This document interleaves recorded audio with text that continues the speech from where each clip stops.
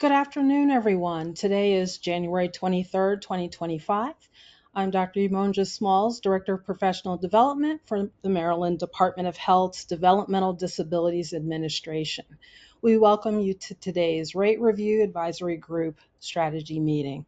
Before we begin, I'd like to go over a few things about this webinar. All participants are in listen-only mode. There are two options to hear the webinar by computer and phone. This webinar is being recorded and will be posted on YouTube as well as the DDA website.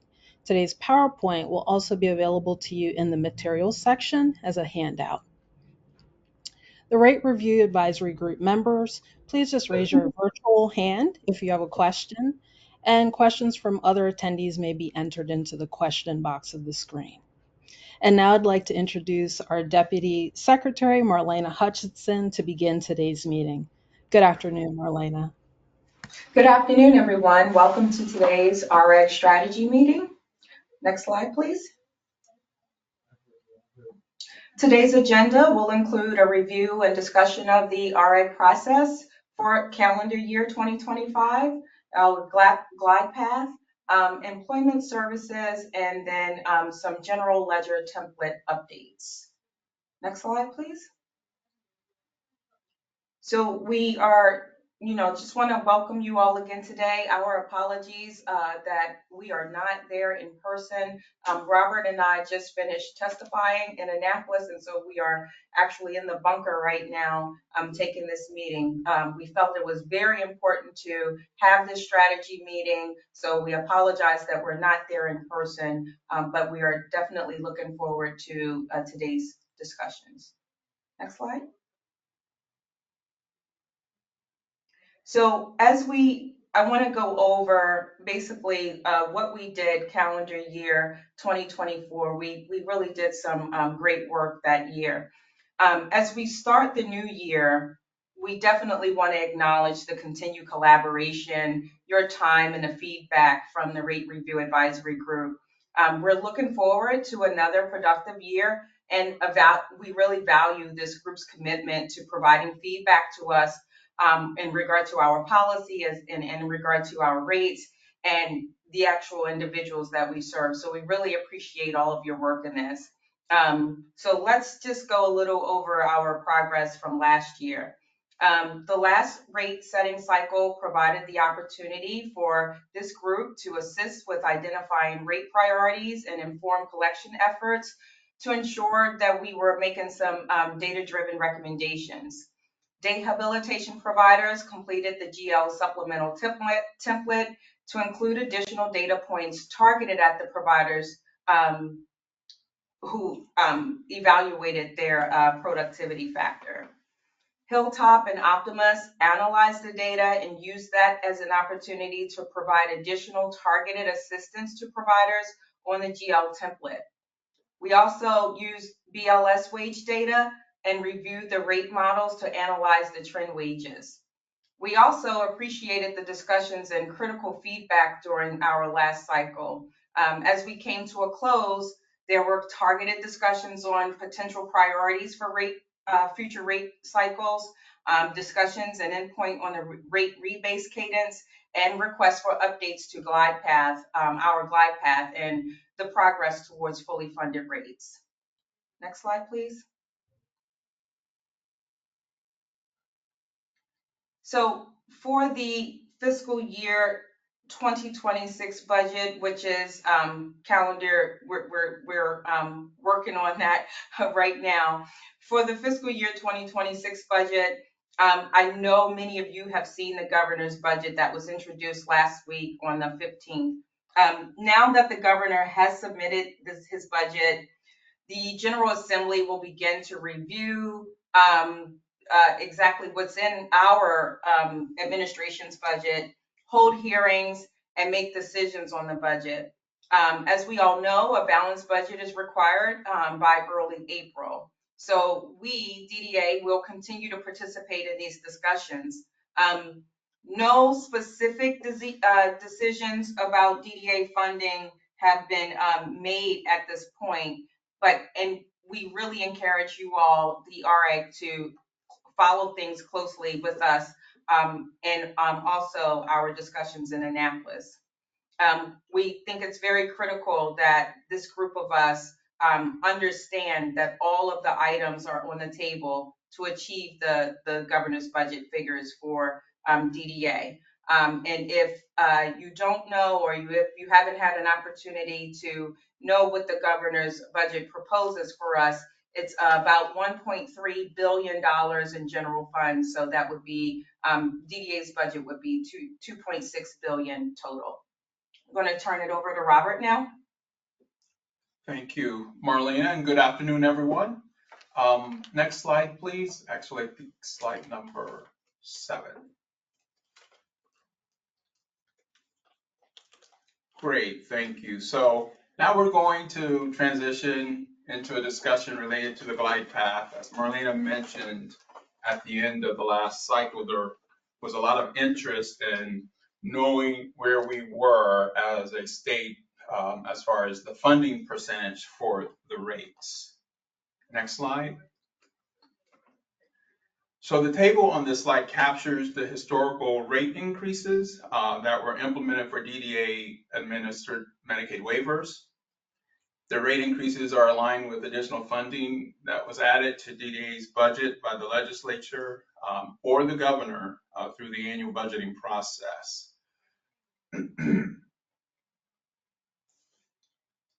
Next slide. This is a continuation of the rate changes. Next slide, please.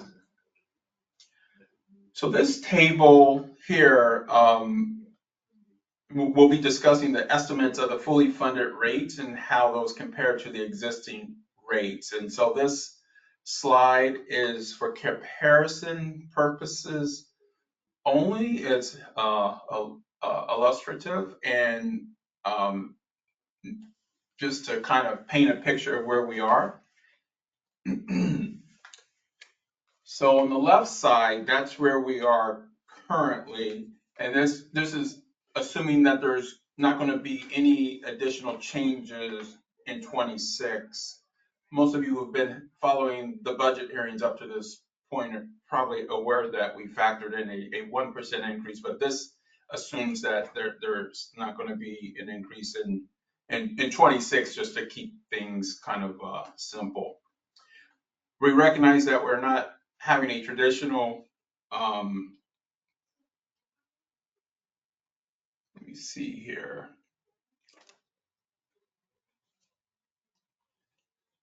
So once we've trended, what you see on the left side is the trending of all of the rate increases forward.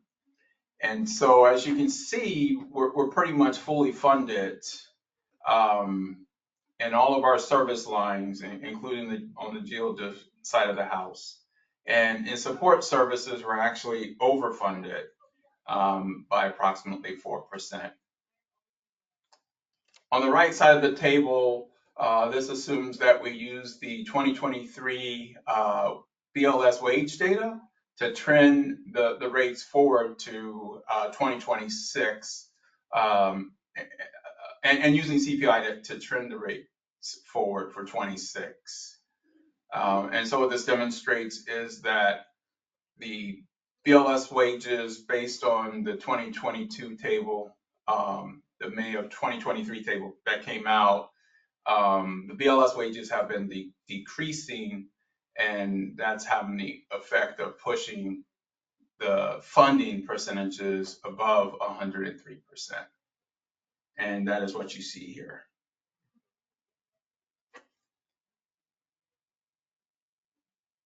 Are there any questions before we move on?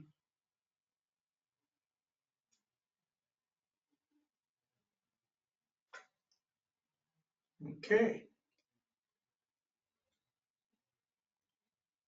Now I'll hand it over to Kristen, who will talk about the general ledger templates.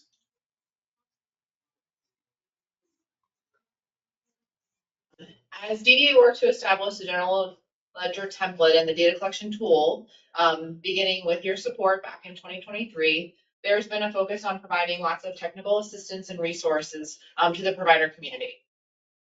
The template provides a consistent mechanism for providers to share their cost data and is one source of data to review for the adequacy of rates and to help make data-driven recommendations. To support the providers with completing the template, we try to establish lots of resources and materials that we updated over time. We provided instructions with more detail that grew as we got more feedback from providers. A sample template was posted online and used in our training sessions. We created a frequently asked questions document and updated it over time. And continually based on the provider feedback that we got and the questions and discussions that we had. We did a series of trainings, both in advance of the fiscal 24 time period for collecting data to help providers make adjustments to their reporting and align their books and mechanisms to be able to provide the data we were requesting. Additionally, we did some trainings at the end of fiscal 23, right before the start of 24, and at the end of 24 to help refresh the providers. We created a dedicated email address for providers to reach out to us. And we received lots of email requests on clarifications on, who was required to submit, which tabs they should be completing based on the services they were providing, which cost category they should be putting specific items. We got lots of feedback on the template itself, which we were greatly appreciative for. Many of the requests and emails that we received ended up, we provided one-on-one technical assistance with providers. So we had the opportunity to have some great conversations about how providers deliver services, some of the unique nuances of their agencies, and clarification on how to capture costs consistent with guidance. And so as we have been talking about in calendar 25, we're going to continue to provide targeted technical assistance to providers, really focusing on supporting the efforts to collect high quality general ledger data. So in the coming months, we anticipate being able to provide even more clear instructions based on all of the feedback and the experience of this first year, as well as, a template that's updated to impact all those feedback we got as well. But we really are looking for feedback from the RAG. We've engaged with many of your provider organizations. We appreciate the feedback that we've gotten, but we're really looking for you to help us and some additional suggestions on what we can do to continue to help providers refine the data that they're submitting so that we have that high quality data that we need for the rate review process. And so we're really asking you, what have you been hearing from your providers? What has been your experience? And how can we really make some more targeted efforts, early this year to assist providers to be able to submit the data that's being requested. My CFO wanted to let you know that she wishes that you would have given the extension earlier before she stayed up 3 nights in a row to get it done. So when you know that you're going to extend it, if you could give people a little bit more time so that everybody had the benefit of the extra time, that would have been greatly appreciated. Great feedback. We appreciate that.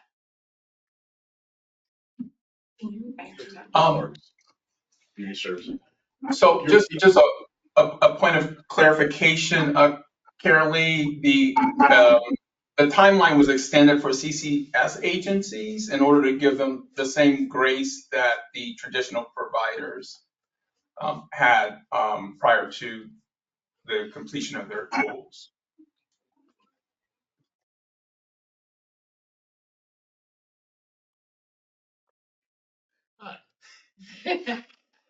Chris Parks, Somerset Community Services. Just wanted to get your feedback. So the Q&A that came in is now going to be integrated into maybe clarification within the instructions. Is there anything that you saw in the template that you looked at based on the feedback go, we need to fix that?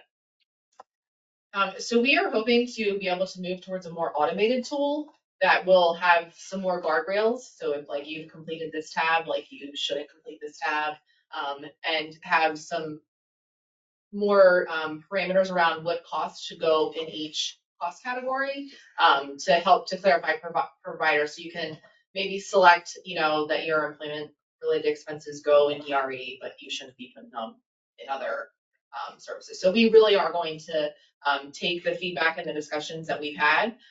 My team is working diligently. We've got a 2-person review process going on every template that we received. We're providing feedback, engaging, with providers who have questions. And so it really has created this good learning process for year one that we hope to improve, the instructions and the efficiency for year two, and just continue to make it a better process for everyone. We'll see that growth on the provider side too. Again, first time through, I actually believe year two, much better data, because now that they've been through, you can look at it until you're blue in the face. Once you've done it, now I've got to realize I do have to make some additional changes back here so the data continues to get better.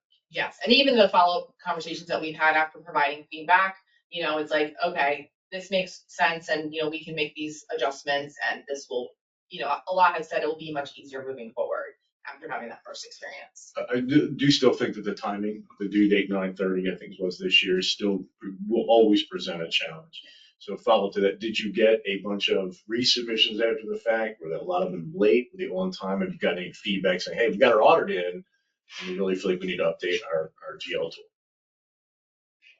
No one has requested to update their GL I didn't even know that was an option. But I think that, feedback, and we can look at sort of, we certainly had many providers meet that deadline, and then a continued trickle in, but certainly conversations we can have with DDA about what that timeframe looks like, and how, make adjustments, if that's an option. Just curious, you eventually get that feedback of, what our audit looked like. Did it match what we submitted? Is there any value? And don't we do the work twice? Absolutely, Chris. This is Steve Schramm.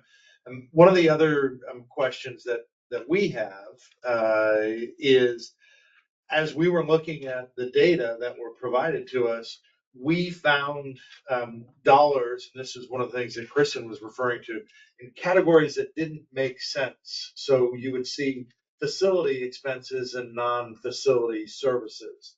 And those are the kinds of things that we want to fine tune, go through.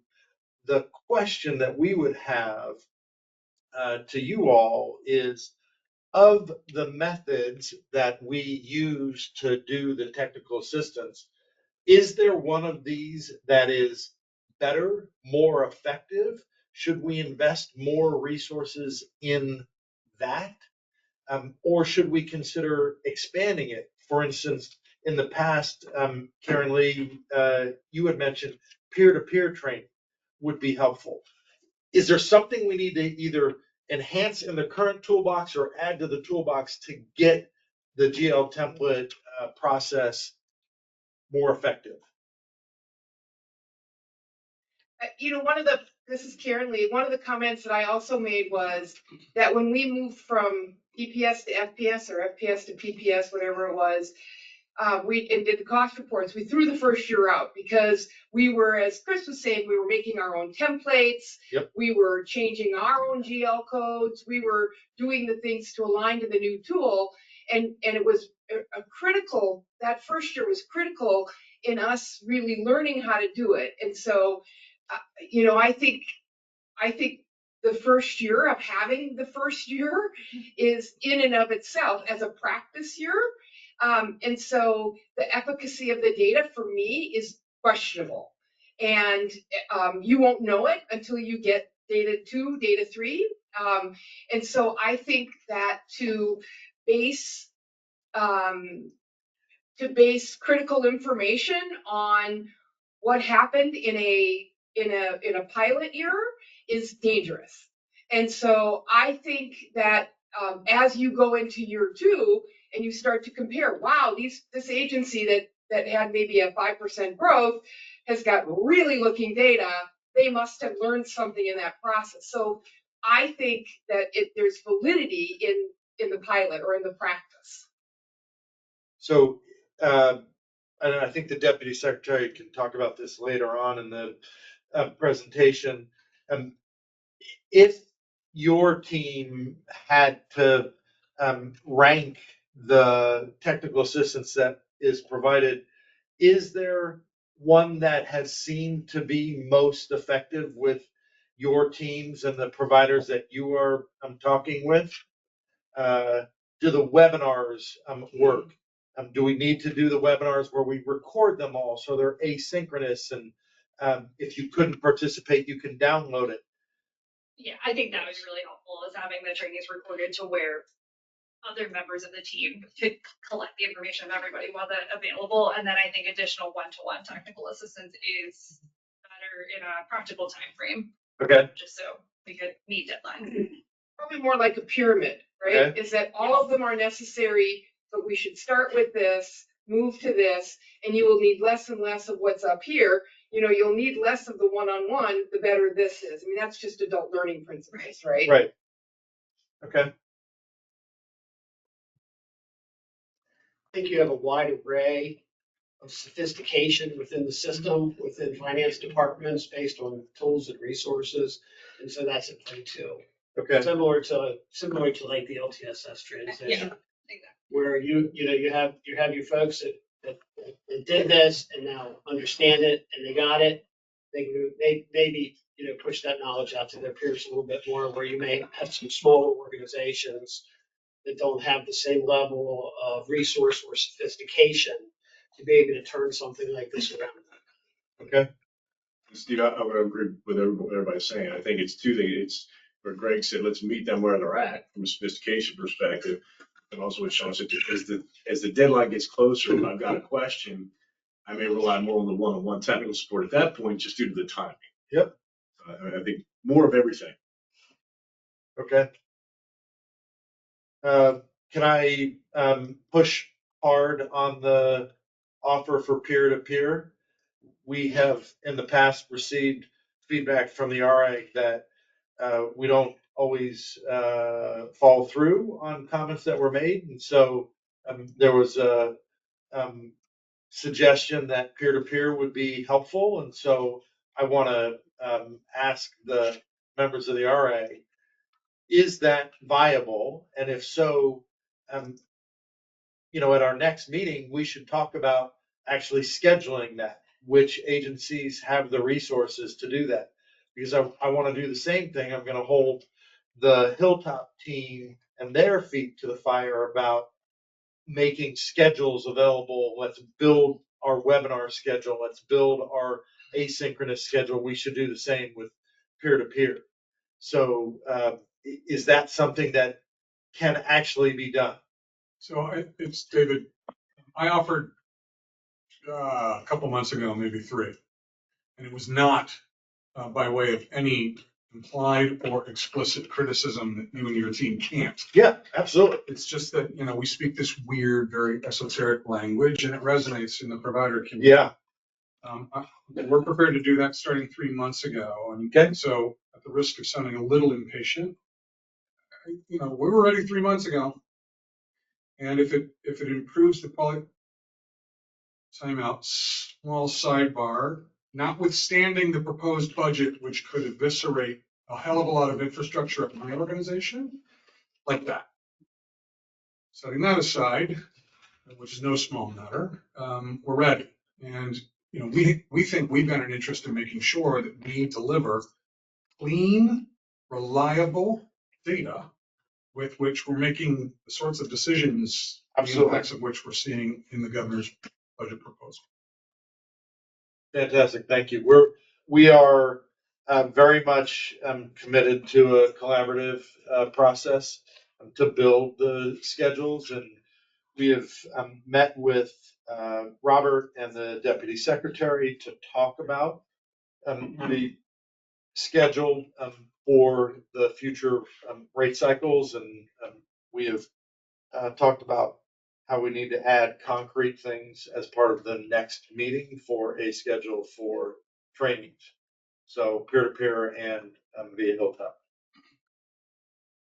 Steve, what process would be put in place to work with the providers that are willing to be that teaching peer?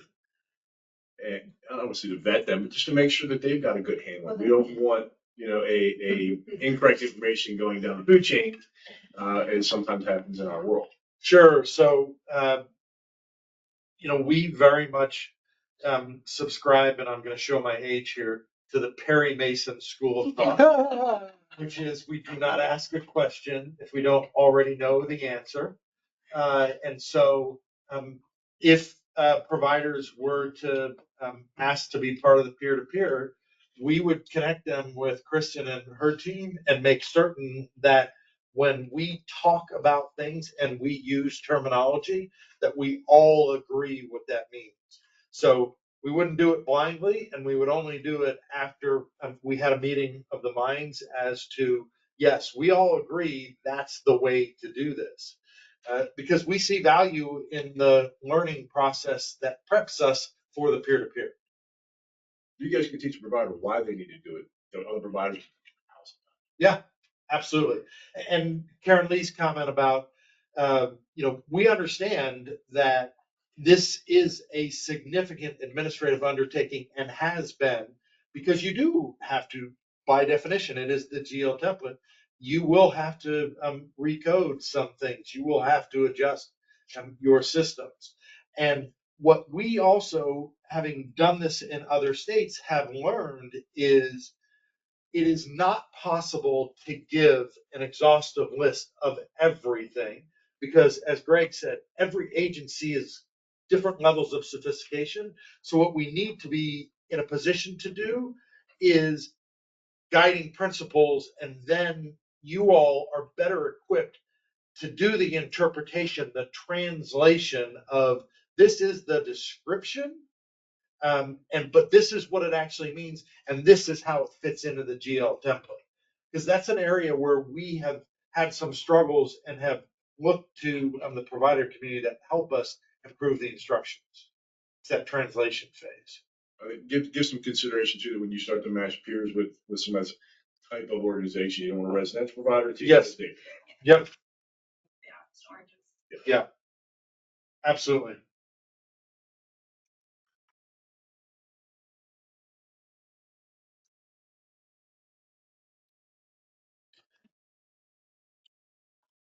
Great, thanks. Any other questions related to the general ledger templates?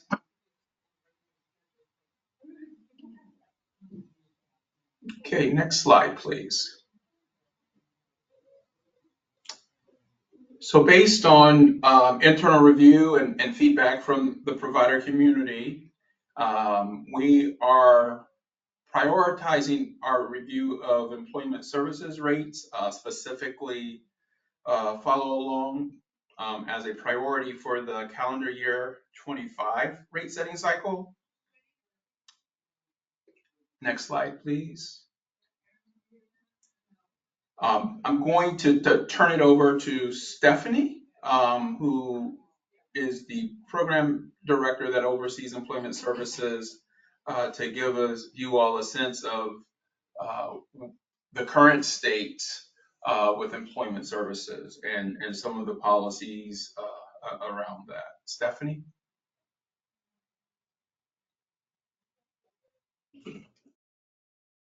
Let me move the microphone just a bit closer to it. Yeah. Thank you. I was asked to speak to our partnerships. Let me.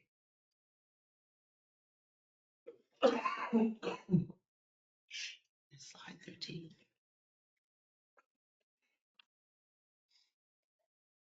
Is that where you want to be at? Yeah, I guess so. Yeah. So we want to talk a little bit about the Employment First Comprehensive. I was asked to focus on the follow along, and so that is what I'm prepared to do. But if there's any other questions, please interject, and what I don't know, I can get back to you on. So let me go down here. For follow along services, I have to find my notes, but a little bit. But is that where I want to be? Okay. So we talked a bit. We're So talking. Stephanie, I think what we discussed that you discussed today is appropriate. It's just semantics. If you can please just give an overview of where we are currently, the partnerships, because all of that is going to tie into some of the discussion around the, blending and braiding of services that may fall outside of DDA, et cetera, Okay. and help prepare us to have those conversations with the RRAG to get their perspective on policy changes that can, policy recommendations that we can take into account to inform any changes to the rates. Okay, so currently, we are currently doing several partnerships. So we partner with the State Employment Leadership Network. We are one of 46 states that work together to develop strategies and policies to promote competitive integrative employment. We also have partnership with through an interagency agreement with the Institute of Community Inclusion, ICI. They have done cohorts over the past few years to assist our service providers in aligning their procedures and policies to the employment first philosophy. This was voluntary, but a good number of our providers went through that as we were transitioning into LTSS to enhance their policies and we're an active member of the State Agency Transition Collaborative. This committee includes um, the Maryland Department of Disabilities, the State Department of Education, various school transition specialists, advocacy groups, the Department of Labor, and the Department of Rehabilitation, and other advocacy groups such as Children's Place First. Um, we currently, and that is through MOU, a partnership. Um,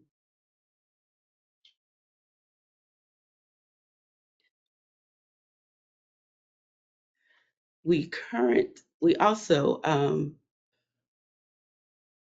form have MOUs outside of this to improve two strategies to work together to help people, families understand how to braid and sequence the services to achieve employment. In 2024, DDA participated in the NEON grant. Their review of our policies and practices and provided us with recommendations. The most significant recommendations pertaining to our discussion today were to review guidance and training with our case management organization, CCS, to maximize their confidence and knowledge in employment services. Two, consider aligning the definitions of integrated work site to align with DOOR's definitions of competitive integrative employment. Consider employment services, including early processing of applications for students transitioning from school so that there is a seamless funding of services for offer education to individuals and families about how employment services operate. So they are empowered to ask provider questions about the type, excuse me, and amount of services that they are getting and are entitled to. And five, considering creating an additional lower level of follow along rate with a pared down service requirement of one visit per month versus the two that are currently required for individuals who um, do not want or need a twice monthly check-in. And six, consider adding a provision to the follow along supports definition, stating that support should be authorized in all work situations considered CIE, including where an individual is supported by the same agency in which they are employed. Robert, any questions? I have If no questions. just a general question, because it was on the agenda last year. We kind of pushed it back. We were waiting for guidance from the Employment First work group. I think I saw that they're meeting again now. When do we anticipate having that feedback from them? And is that again, the delay or the timing of that can prevent us from moving forward in our conversation? So we will have our first meeting January 30th of this year. um, and so once we meet with that group and we establish an agenda for the year forward, I will report back to Robert and he can report back to this group. So it might be helpful if I just give a little bit of context to place Stephanie's background, where we go next with the next couple of slides, just so that everyone's comfortable with what we're trying to accomplish today.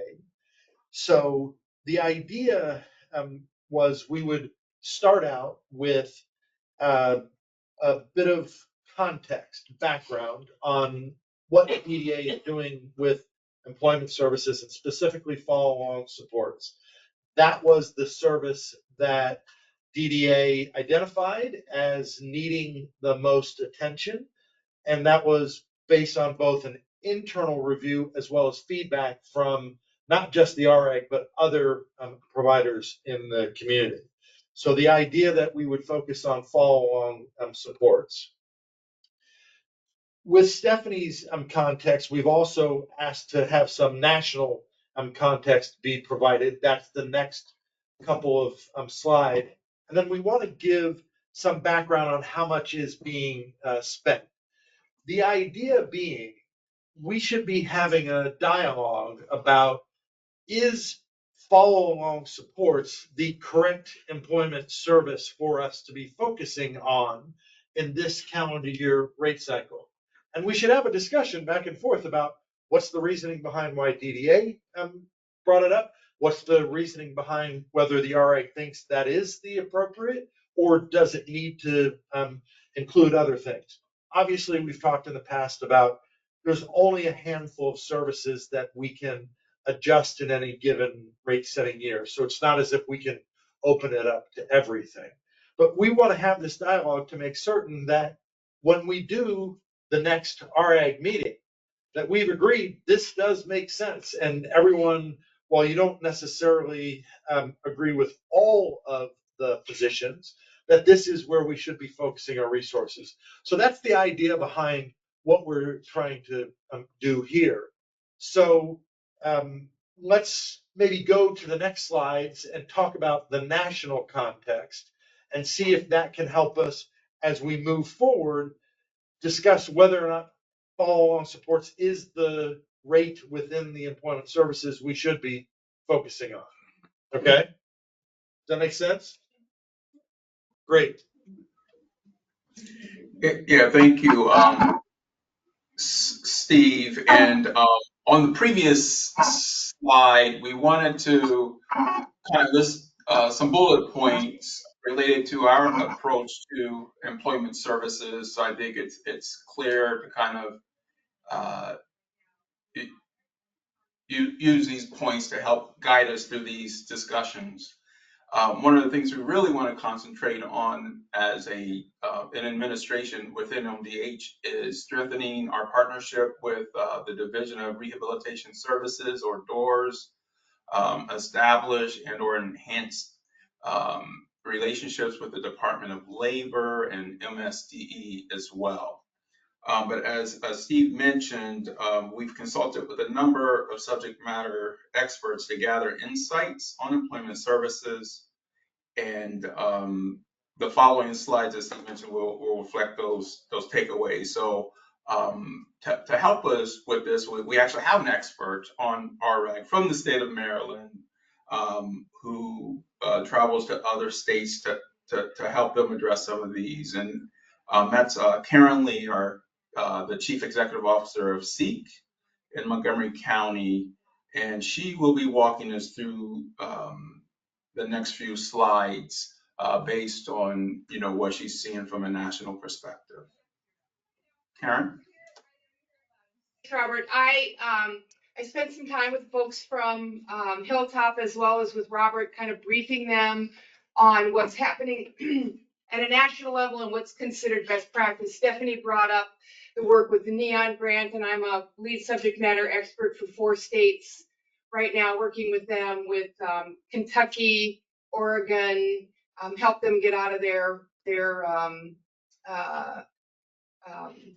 recent consent decree, and Hawaii, and starting to work a little bit more with Colorado, New Jersey, and New York as well, and working on rates with them. And just like any sort of rate system, there's the programmatic portion that has to be balanced with the rates, and we take into consideration best practices. I do have to say, Stephanie didn't get too far into it. I'd be interested in reading the report because I never did read the NEON report. But they were very impressed, I know, with Maryland's system, and there are some of those subject matter experts, Rachel Pollack, who worked uh, with with Maryland, who said, I'm going to try to see if I can replicate this in some other states. So the framework for our employment is a great place to start. So right now, best practice in working with people with intellectual and developmental disabilities, two different mechanisms or two different interventions are traditionally used. One is customized employment and one is supported employment. And the most progressive is, of course, considered customized employment because it serves the majority of people. It gets to those kinds of supports. And so the Maryland system is based on customized employment. It is based, the funding paradigm is based on customized employment. However, supported employment can be used in it. So kind of a jack of all trades system.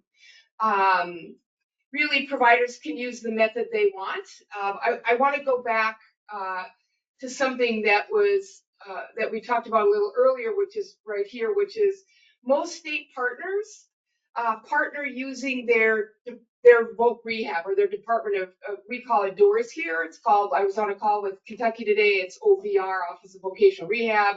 I was on another call with Ohio, it's OODS, Ohioans, Opportunities for Ohioans with Disabilities. So every state calls it something different. It comes out of the RSA, the Rehabilitation Services Administration, and the U.S. Department of Labor. And one of the biggest barriers in most states is that these systems don't talk to each other, right?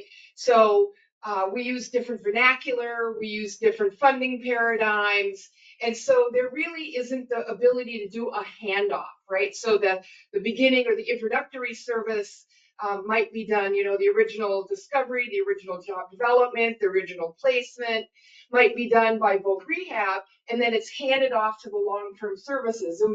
And in a lot of states, there's a 1915I waiver for people with mental illness or vets or people with substance abuse, the long-term services, or if they have IDD, people in a home and community-based waiver. And so you have to work really hard in these states to create these MOUs where they agree to have the same language, to have the same forms, so that transition is really easy for people. And Maryland is not there. That's a problem. So there are dollars we're not accessing through the Department of Rehab because they principally believe differently than DDA does. They principally believe in the intervention of supported employment and do not principally believe in customized employment. It is not something that they fund. It is not something that they use the vernacular around. It is not something that they will pay for. And so as a result, DDA kind of has their own system, but we're losing out on a lot of resources and a lot of access to resources that naturally should be happening in the transition process. And so that's really one of the things at a national level you see quite often is that they come to the table, they work together, they agree to use the same language. Department of Rehab is in DOORS in Maryland is governed by WIOA, the Workforce Innovation Opportunity Act. And within that act, there are certain outcomes they have to have. Also the education department, also HCBS waivers, and there is some common language we could use, but that has not been something that has happened in Maryland. But when we see the systems working across multiple agencies, we generally see that they're willing to use and come to the table and agree on a common situation. So as a result, we have MOUs that define these different funding agencies, sometimes even Department of Labor with the workforce system, local workforce boards, governor's workforce boards, those kinds of things. And so a lot of times that happens when those systems work well. That is not happening in Maryland right now. So you can go ahead to the next slide.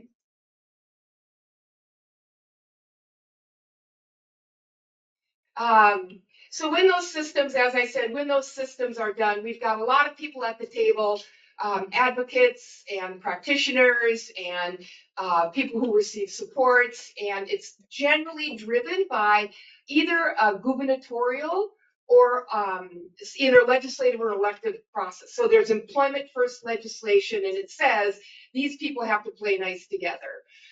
It's, you know, as I said, I was on a call with Kentucky today. It's something that was originally started as something from the governor as an executive order. It changed over to legislation. It ended up in their WIOA work plan. And so it had both executive and legislative.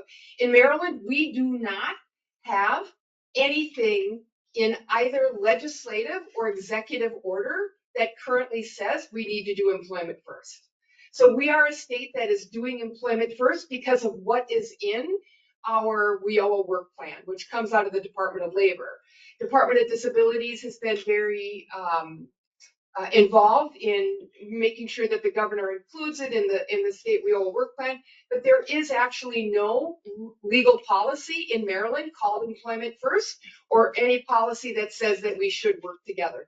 We haven't needed, might be something we do need, we haven't needed it if we want to make sure that DOORS comes to the table. So around fee payment systems, states are moving away from fee for service payments for long-term supports. So that would be something like our ongoing or follow-along supports. And the reason is that if we only pay for when a staff person is standing next to somebody, guess what happens? We're overstaffing people. And as a result, people aren't having natural, normal employment situations. And so using a system like ours, where we have that milestone, is where most states are going to. Or if they use fee for service, they're using a different formula to get to that rate.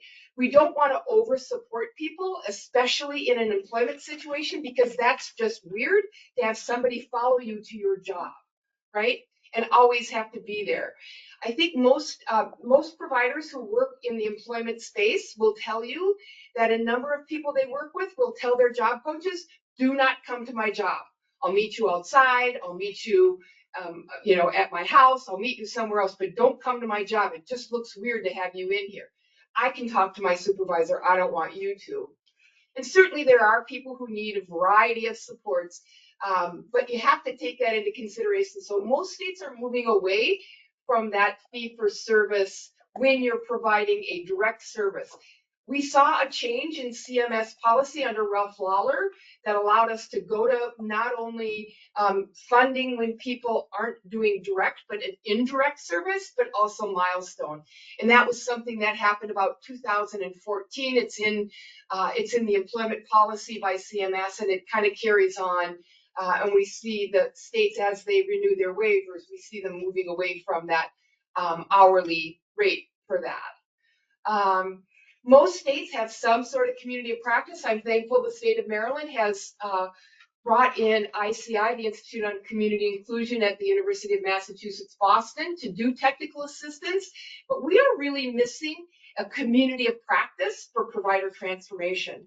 We made a huge change when we went from supported employment to customized employment, and without any kind of technical support or peer-to-peer support or other opportunities. So I think that's something that most states that become successful in this transformation, we generally see that there's some sort of provider. I know that we've sometimes used the Employment First Committee for that, but that is not what I'm talking about. I'm talking about really boots on the ground, an annual conference, quarterly meetings, maybe regional get-togethers, maybe local communities that are sharing in job development activities. There's some real concerted effort to do communities of practice, especially when we're looking at this kind of a change. So the rate systems have a 1-on-4 rate. So when we see hourly rates, fee for service rates, or even milestone rates, we recognize that once people receive their once people start the employment process, the amount of time that a direct service is provided is generally 1 hour of direct service for 3 hours of otherwise of indirect service. So think about this. So I'm working with somebody and I'm helping them to get a job, and we've got all the discovery, and what I really understand is medical is really their thing. They love the medical field. Well, I need time to be able to talk to the employers that are in their geographic area. I need to find out who those employers are.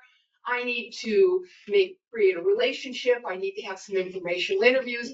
And all of that is often best done indirectly, not when the person is there. And so when we look at rates, we look at around employment services as best practice. We are looking at, for every 1 hour of direct support, we're looking at about 3 hours of indirect support. So the 1-on-4 ratio is what we're looking at. When I took a look, and we'll take a look at this a little bit later, but I think that because we have milestones in the first 3 discoveries, that gives us the flexibility to do direct and indirect.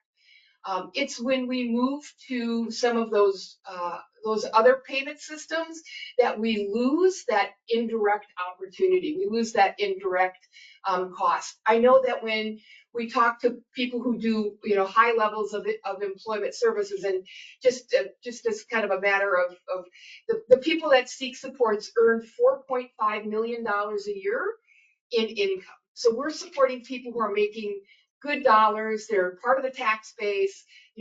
We cost less than we put back into the system as an employment provider. And I can tell you that 1 to 4 is probably very, very consistent in our organization. And I think that if you look at high producing employment providers, I think what you'll see is that for every 1 hour of direct support, they're spending about 3 hours of indirect doing the work to support the person, whether that's working with benefits counseling, whether that's working with SSI or helping them to write a PASS plan. But it certainly is a direction that we go in. So, next slide. Is that it? I do want to tell you really quickly, I talked to you can see that the rates have gone up, and or the amount of money spent. I will say that Maryland is starting to become a top performer. The national average in employment placement is the national average is about 19%, and it's been stuck there for a long time. In 2015, Maryland was at about 16%. Last year, according to the data turned in by the providers, we're at about 28%.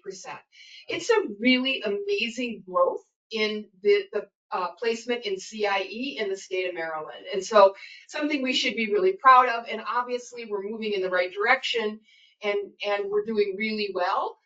And so I think continuing to walk down these paths, and I also think we should probably do a little more celebrating, a little more talking about this, because most states have not made that any kind of change at all. And this is even considering the pandemic in there. Our numbers have really improved in Maryland from 2015-16 up until now. And so I think we're definitely going in the right direction, and something to be proud of. And I'll speak to our current number is actually 33%. Oh, wow. Reported by. But not the contract. You have contract in there? Yeah, anything So that would be, we have contract. Yeah, CIE is not, contracts are not considered CIE. It includes self-employment. Yeah. So this next slide shows, and I wanted to go just one thing that we are working on a MOU with DOORS after the House Bill 660 committee reconvened. That was one of the directives that DDA and DOORS reestablish an MOU. There was an MOU years prior to me beginning. I think 2018 was the last one. And so we are working on that. There was some we've been working on it for a little while. So there was some turnover on DOORS side with staff, and turnover on DDA side with staff. So we're finally finalizing that. And when it is completed, Marlena and finalize it? I will report off to Marlena and Robert, and they can share it with this group. Real quick, if this is going to be part of the public record, just, I think there's an error in the total. That's the same Yeah. question. Of The unique dollars service aggregate, users. but the unique Yeah, service users. The unique service users don't aggregate. So it's that the number's- total number of unique services across those 5 years. Services or service users? Service users. So 5,506 Marylanders Across the are 5 years. duplicated in those numbers above them. It has to So be. each year is unduplicated, and then the total is the unduplicated total across the 5 years. So you may receive services, you may receive services in more than 1 year. Of course. But the total number of unique individuals who got services across those 5 years is 55,006. Some things. No, thank you. Mhm. I will forget it in 5 seconds. And so So can the I just total, do some right, triangulation? so it's like the total number of people who got services and the total dollar, Unique total humans dollars. is 5,506. yes. Who got services in multiple years and are thus counted in Right, the, yes. within the context. So you still have apples and oranges. Well, you don't, because the funds that were expended in support of those 5,506 people. It's a 5-year window. Over They the 5-year aggregate. window. Yeah. Over the 5-year window. 100%. It's not actually a total, it's 5-year window. But then, Yeah. and then another question, if I can, I'm trying to figure out, you said 28%. I use the data from the May 2024, which is the last thing on the DDA website. Okay. And can you repeat what that 28% represents particularly? So I'm 33%. pretty rigid about competitive integrated employment. I do not count contracts. That's not a part of the federal definition. Well, People who are working I under see it. contract and are I- paid by their provider. So they have to be paid by a community entity and not by their provider. That's the data that I saw. And so 28% of people in Maryland. Everybody getting meaningful day services. 28% of everybody who gets a meaningful day services is in a paid job. Competitive integrated employment. In what period of time? You said that was May 24th. As It of, finished in May 24. snapshot in time. Yeah, well, they do a 2-week period is the data. It's all good. Yeah. I'm just trying to figure out what that Yeah. 5506 represents. If there are, I'm totally making this up for the exercise, if there's 25,000 people receiving the service and 5,500 of them are in competitive. Because they might It's not not all they have the just use same job. milestone or just job development, right? Yeah. They might not be Perfect. in a Thank you. competitive. You're gonna beat me up. Can I try to translate that number another way? Yeah. Just make sure. So over a 5-year window, we spent $256 million providing services to 5,500 unique individuals. Yeah. Which means we spent on average 46,000 over that 5-year period, which means we're spending about $9,300 a year on each of those individuals. That seems low to me. You're the math guy. But I'm just trying to make sure I'm getting the gist of it, yes, but there may be individuals who receive services every year over the 5 years, and an individual who received a service for one of the 5 years. Yeah. So Yeah. it's not Yeah. exactly. Right. You So if I'm can't use heavily the- involved in employment, I may have gotten, Yes. maybe I Yes. have 20 grand a year where my friend is over here, he's only doing, a little bit, 2,000-3,000. Yeah. Yes. Individual Still years, you seems can like use a that as the really low denominator. number to me if Yeah. we are an employment first state. Bingo. But still high for the nation. Isn't that sad? Yeah, It is. Higher aspirations. yeah. Okay. Yeah. So since we kind of talked about that, can we move to the next slide?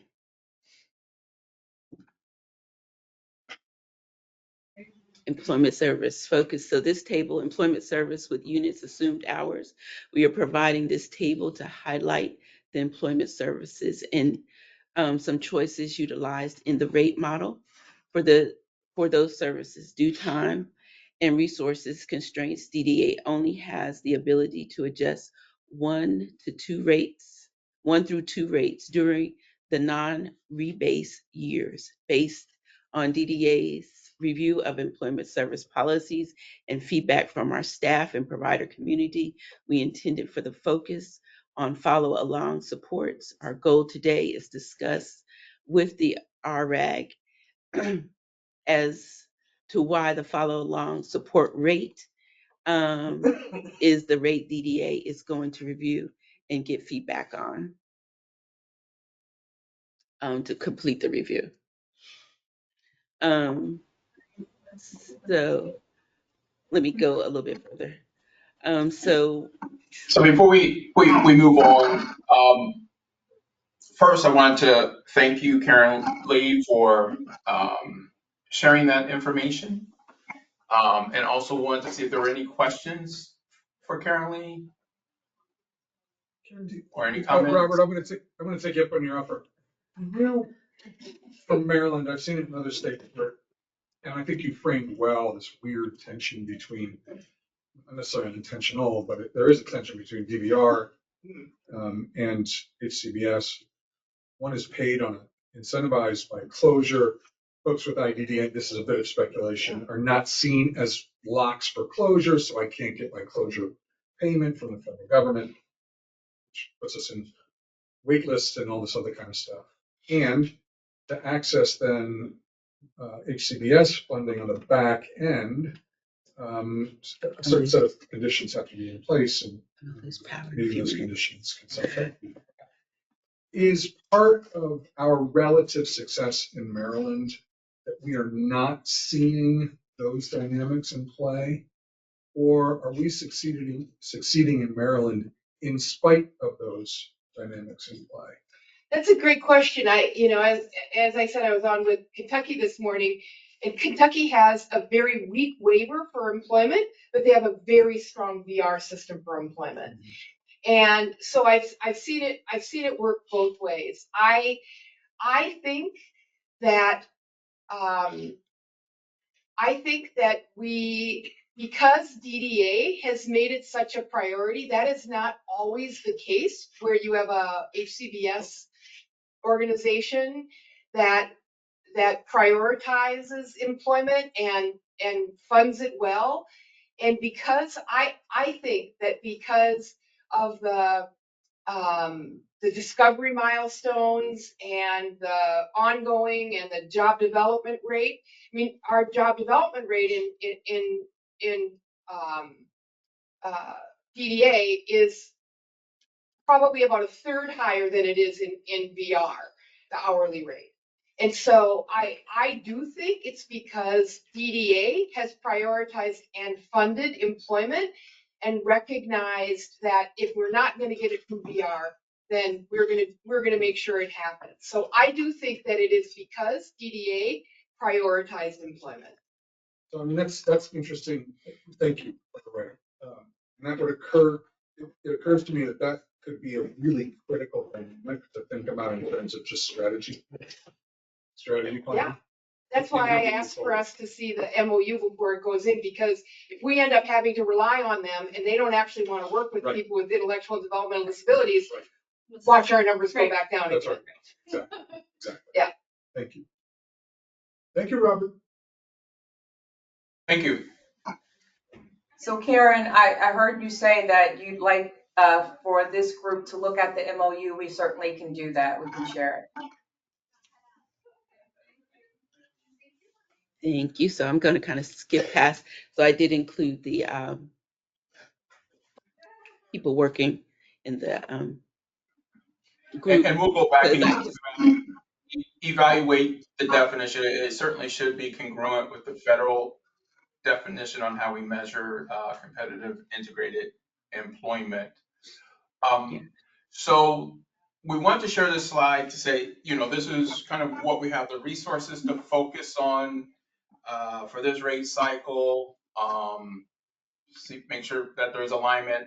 We certainly understand that there could be some interplay between follow along supports and ongoing job supports, and how both of those services are measured to meet the objective. I'm sorry, not measured, but how we pay for each of those services in order to make sure that the incentives are aligned with the objectives of the state. But primarily, follow along supports is what we'll be able to focus on.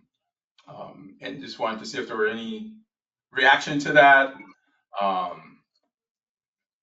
think based on our conversations with Robert, Karen Lee and where Robert, industry's this going. is Karen.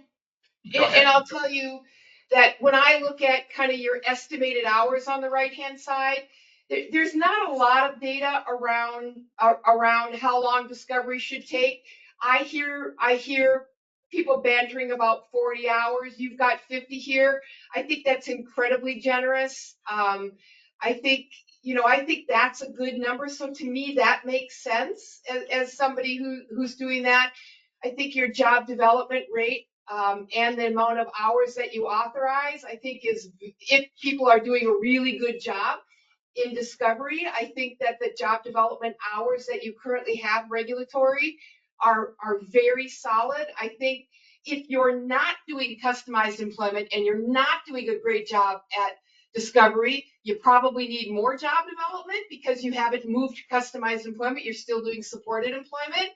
So that might be something that we want to spend some time and energy on, having people develop the skills of discovery so that you need less job development, because more discovery generally means less job development. More discovery, less job development. Also, generally, that ongoing support, that initial support goes down as well. So I think that you have a nice balance of the hours that are in your milestone. So I would say that it makes sense to me that you focus on follow along. The other piece I would add about the follow along is, when we switched to this rate system, there were many providers who were already working with people who had jobs.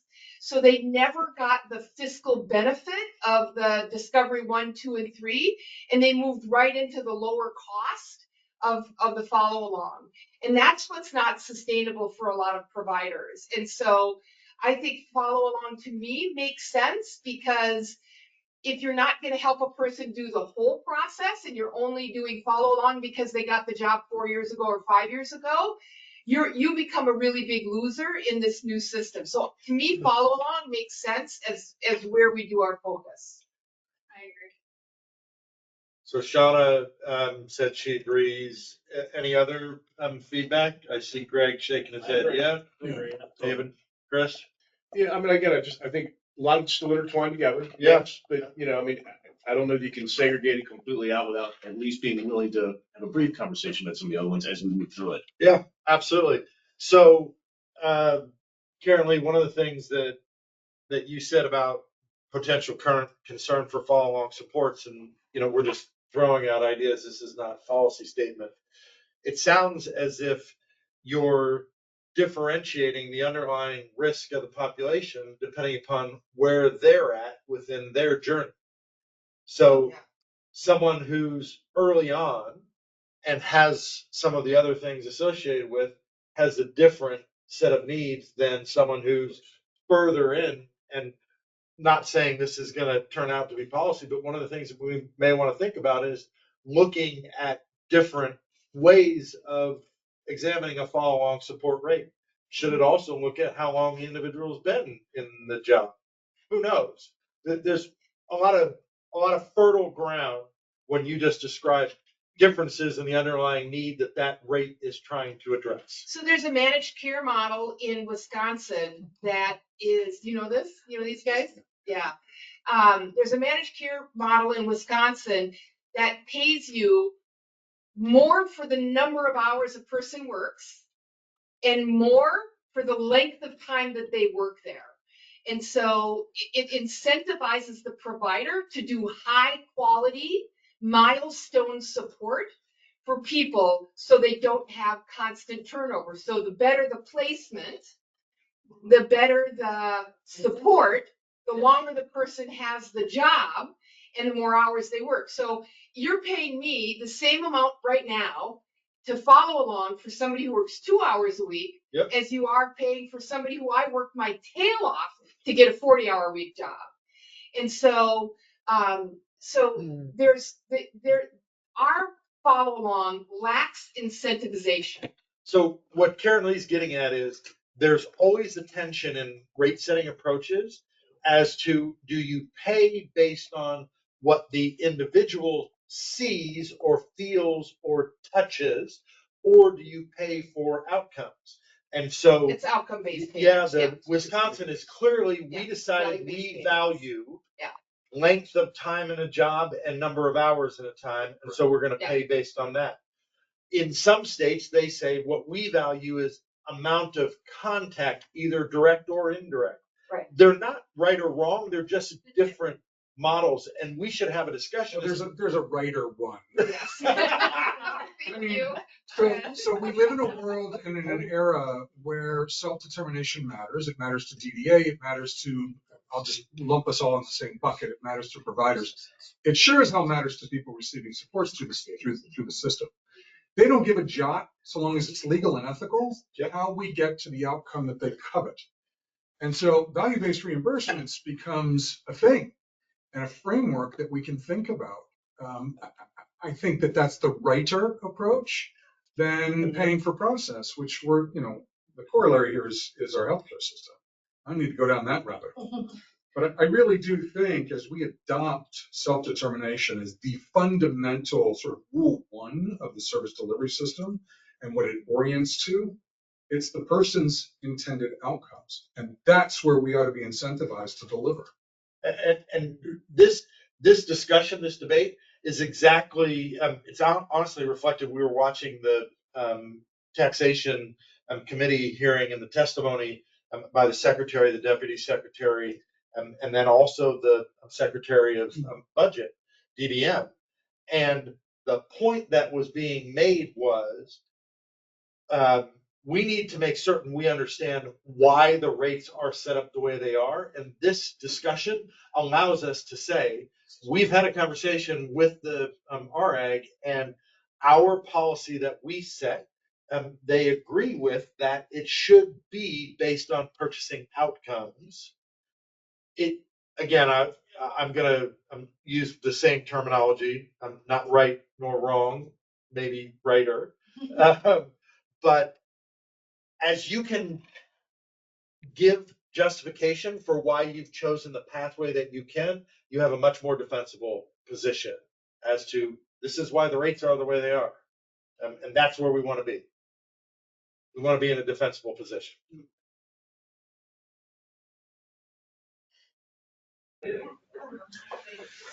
Thank you. We have to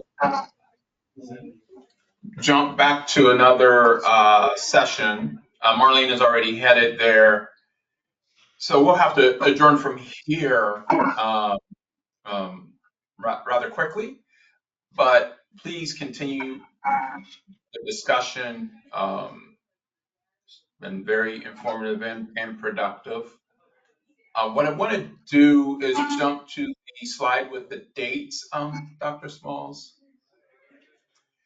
So we're taking a little bit of a different approach with the RRAC so that we can focus on the follow along supports. And so these remaining RRAC meetings will be very much like this meeting was, but involve everyone, so that we can have some real discussion around employment services, specifically follow along supports, and get some good policy recommendations as well. What we can do in the interim between now and next is share with you all the assumptions that are going into the current rate so that you have that information. If you were tuned in to the Budget and Taxation Committee meeting today, you heard our Deputy Secretary tell the chair that we will be having additional meetings with the RAC team to discuss some of the cost containment proposals that are on the table. We will be scheduling those separately. Those will be separate conversations that we have with you, and we'll get those dates out as soon as possible.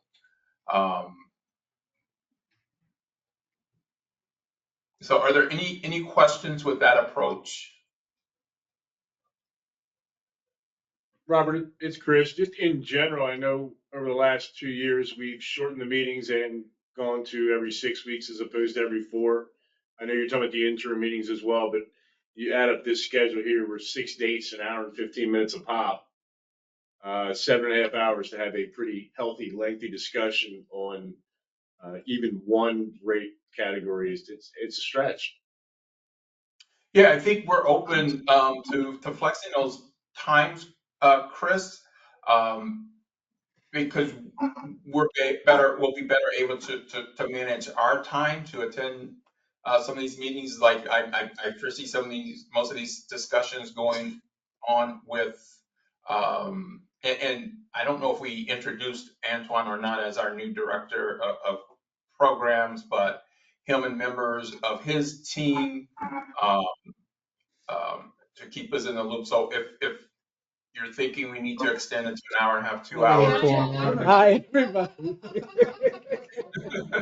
They're we all can just do looking around that. the room and figuring out. I thought it was Know Stephanie's everybody else sidekick. I'll give the split second governor for a minute, as well dressed as you. I was remiss in not making sure we took a moment to introduce him at the beginning of the session. So, Robert, Um, understanding that you have to jump, are you comfortable if we spend the last 5 or 10 minutes just talking a little bit about what we might do in the first meeting so that everybody is comfortable? And it's the things that we have talked about with you and the deputy secretary in the prep meeting, focusing on concrete outcomes, specific recommendations, those kinds of things. Are you okay if we talk about that after you jump? yes, absolutely, absolutely. Okay. All right. All right, thanks everyone. Again, apologies for not being able to be there in person. There's probably a lot of great snacks and lunch there that I missed, but I'm trying to still battle those PHELBs, so maybe it's a good thing. Thanks everyone for your time. Certainly appreciate it. Certainly did appreciate the discussion, and I'm really looking forward to us addressing this in a real concrete way. Thanks. So Steve, one of the things that I would recommend is that there's a value-based payment on employment webinar on the Lead Center website. Okay. Lisa Mills, trying to think who else was on it. There's probably 4 to 6 other people presenting on it. And it's really heady. It's not what you're gonna watch when you go home from work at night and with your glass of bourbon. It's definitely heady. And I'm wondering if somebody can screen it, if there's parts of it that make sense for us to watch as a group about what value-based payments are, how they're calculated, and all of that. I love the idea. I think it's great. When we do rate setting, we try to have a 5-step process, and we always want to start out with the policy so that everybody understands. But then the next step is we talk about context, and we try to go find other analogous opportunities where we can say, how do we apply this to this particular situation? And then we say, all right, now how do we fit that within our process? What data are available to make certain that we're looking at this from a data-driven perspective? And then you combine those to try to come out with an outcome of a rate or a rate methodology that supports what you've laid out as your vision. And I think it makes perfect sense to have that be one of the steps. Just to be sure that I have found my way to the correct thing, are there 3 parts to it? Yes. Got it. It's very long and very heady, and Okay. there are 3 parts to it. Give us All a right. clip note. Yes. Or Focus the on bug the notes. Yeah. Yes, yeah. Okay. Karen, the program that you were talking about, one of the questions I have is in their creating incentivization Yeah. for that, do they take into consideration different levels of need? And we've talked about acuity Yeah. most time. I may covet a job, like David said, as just as much as anybody else. Different set of needs, different set of skills, may not be as successful. My provider may have to work twice as hard. Yep. Yep. Is that factored in? But they don't have an ongoing rate. We have both ongoing and follow along to go back and forth between for people. They don't have that. They only have, and they have a 3-level acuity rate. And then they have, so coming down is the 3 levels of acuity and then going across. I will tell you one thing that's very interesting. In Wisconsin, you do not get adult supports and services unless you have a job. So this was a way to incentivize parents and school systems to help people get jobs out of school so that they're not graduating into day programs, so that they're graduating into jobs. And the better the job, even if they have significant support needs, because they do have I think a 3 or 4 level acuity level. And then the more hours they work. So if you're working with somebody with a very significant disability who's working a lot of hours, you're getting like $60,000 a year to support them. I mean, the incentivization is amazing. They have a 68% rate of employment. Wow. Yeah, it's huge. I do know that managed care company, somebody told me recently they got bought out by another managed care. It's, it's right, managed care, because they're just eating each other up. So, yeah. But it's a system. It was a system that was designed as a value-based payment and had a lot of success. So this is the kind of conversation that we want to have, constructive dialogue back and forth. What's the art of the possible? What are models that we should be looking at so we can pull the best of those? How do we make them fit within the Maryland framework? That's, I think, where we go with the portion of the agenda next time on employment services. So we begin to talk about, all right, let's describe, sometimes in excruciating detail. Let's pick an example and see how follow-along supports in Maryland right now is falling down. What is it not doing? So let's identify some of the very specific problems and then begin to categorize them. And then we can start looking at, well, what levers can we pull to address those problems? That's, I think, what the portion of the agenda on follow-on supports is. Everybody comfortable with that is what we do with the meeting. I want to add, though, I think there's been some confusion about the role of the Employment First Committee versus the role of the RRAG, and especially around this, we've kind of been pushing it off and back and forth. My perspective, totally my perspective, not many other thing, but if the RRAG is going to look at the fiscal piece of it, I think that the Employment First Committee needs to look at the programmatic or the fidelity of the service. Okay. And the fidelity of the service has to be aligned with the rate, right? And so you can't have a rate that doesn't have any sort of fidelity to it, or any, DDA's got to know, is that really what it says it is, right? Yep. So I think that fidelity, provider training, provider transformation, family education, transitioning youth support, the DOORS MOU, that all should be done by the Employment First Council or Committee or whatever it's called in Maryland.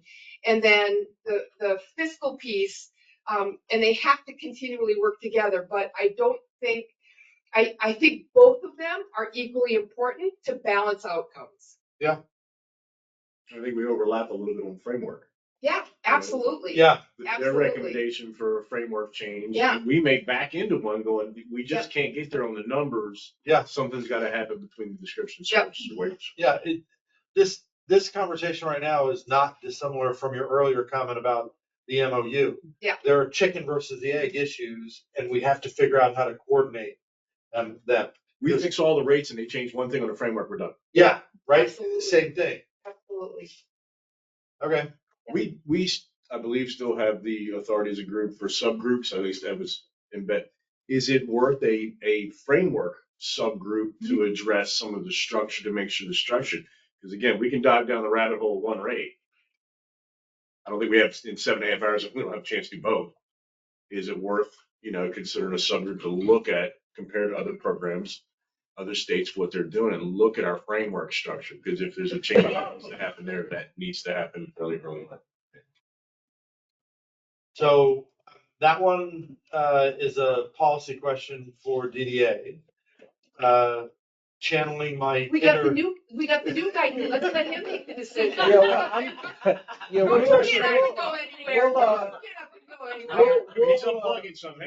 Antoine, I'm we'll, gonna save you. yeah, go ahead. Channel my inner Robert and say, you have had the opportunity to do subgroups, and so if you choose to do one, DDA would want to figure out if there's a way that it can support that. Can't guarantee that it can, but the RA has had the opportunity to do so. So I think I don't know if That it's ever sounded really like super super clarified, but yeah, I think I got He you. said he was candid. Yeah. Kind of just, no. That was a great job, Steve. Yes, that was. And I was going to say something similar. So, on the second item for the agenda, real quick before we set everybody loose, and we're right at time, so I want to be respectful of everyone's time. On the GL template, what we had kicked around internally as the agenda for the February 6th meeting would be to literally talk about, here's a schedule for training, and here's a schedule for which of the agencies we would include as part of the peer-to-peer, and here are some of the topics. And so much more process down to details of what the schedule would look like, what is the topic that we're going to focus on, try to prioritize. Is that a good and useful portion of the agenda for the next meeting? Oh, yeah. Personally, I'd say it probably needs to be on every meeting, just, a blurb to keep it in front of everybody all the time. Even we don't discuss it. Here's your training agenda, next item. Yeah. Okay. All right. all right. Well, thank you, everyone, for being flexible with the logistics of this. We thought it was important to have a face-to-face meeting and try to reconnect from a relationship. Keep doing it. Yeah. This is Respect. way better. Yeah. You are preaching to the choir on that one, David. Yeah. I'm a firm believer. So we will continue to advocate for a more face-to-face meeting. We need help. Very productive. Thank you. Thanks. Cookies. All right.